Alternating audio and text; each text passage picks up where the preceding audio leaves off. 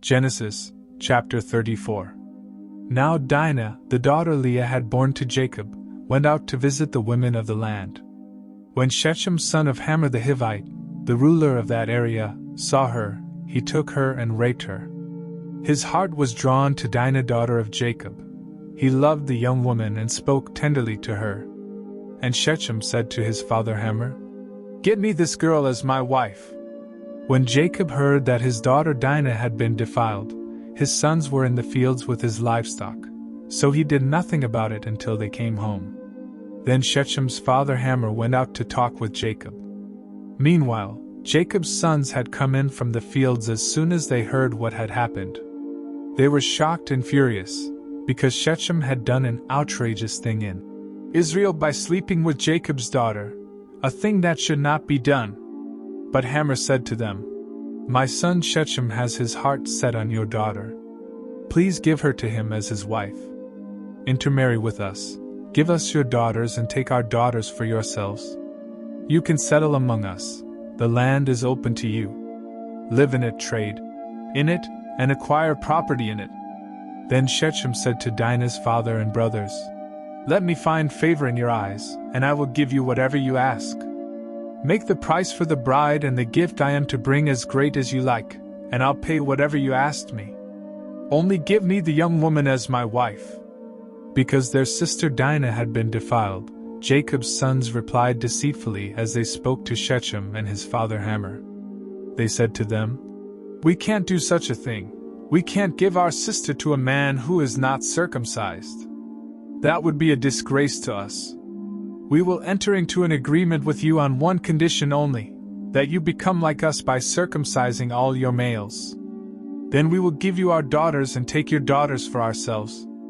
We'll settle among you and become one people with you.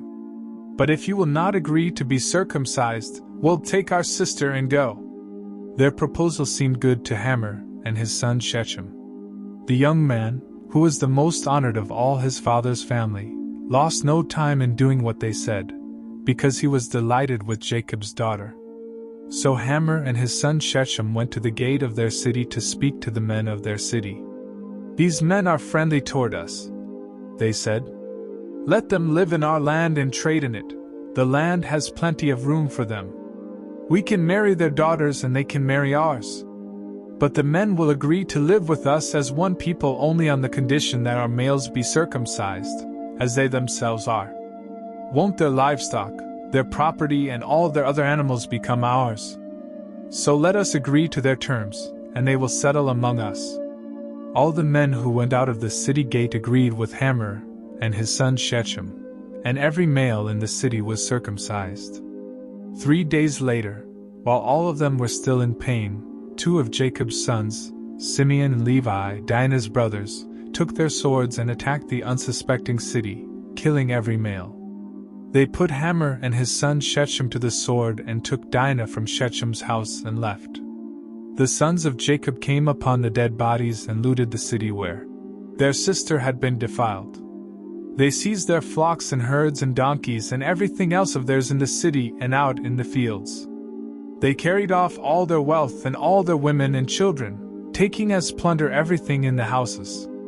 Then Jacob said to Simeon and Levi, "You have brought trouble on me by making me obnoxious to the Canaanites and Perizzites, the people living in this land. We are few in number, and if they join forces against me and attack me, I and my household will be destroyed." But they replied, "Should he have treated our sister like a prostitute?"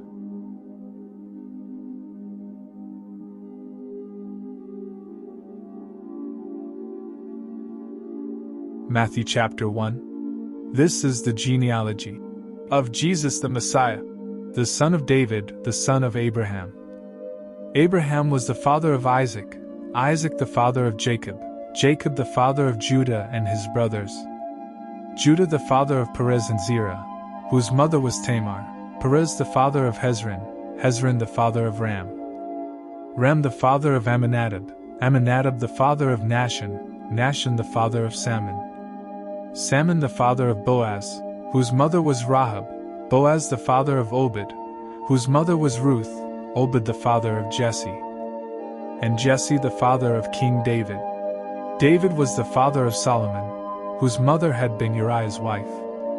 Solomon the father of Rehoboam, Rehoboam the father of Abijah, Abijah the father of Asa, Asa the father of Jehoshaphat, Jehoshaphat the father of Jehoram, Jehoram the father of Uzziah, Uzziah the father of Jotham, Jotham the father of Ahaz, Ahaz the father of Hezekiah, Hezekiah the father of Manasseh, Manasseh the father of Amon, Amon the father of Josiah, and Josiah the father of Jeconiah, and his brothers at the time of the exile to Babylon. After the exile to Babylon, Jeconiah was the father of Shealtiel, Shealtiel the father of Zerubbabel, Zerubbabel the father of Abihud, Abihud the father of Eliakim, Eliakim the father of Azor, Azor the father of Zadok, Zadok the father of Akim, Akim the father of Elihud, Elihud the father of Eleazar, Eleazar the father of Mathan, Mathan the father of Jacob, and Jacob the father of Joseph, the husband of Mary, and Mary was the mother of Jesus, who is called the Messiah. Thus there were 14 generations in all from Abraham to David, 14 from David to the exile to Babylon, and 14 from the exile to the Messiah. This is how the birth of Jesus the Messiah came about. His mother Mary was pledged to be married to Joseph, but before they came together, she was found to be pregnant through the Holy Spirit. Because Joseph, her husband, was faithful to the law, and yet did not want to expose her to public disgrace, he had in mind to divorce her quietly. But after he had considered this, an angel of the Lord appeared to him in a dream and said, "Joseph, son of David, do not be afraid to take Mary home as your wife, because what is conceived in her is from the Holy Spirit. She will give birth to a son, and you are to give him the name Jesus, because he will save his people from their sins." All this took place to fulfill what the Lord had said through the prophet. "The virgin will conceive and give birth to a son, and they will call him Emmanuel," which means, God with us. When Joseph woke up, he did what the angel of the Lord had commanded him, and took Mary home as his wife. But he did not consummate their marriage until she gave birth to a son, and he gave him the name Jesus.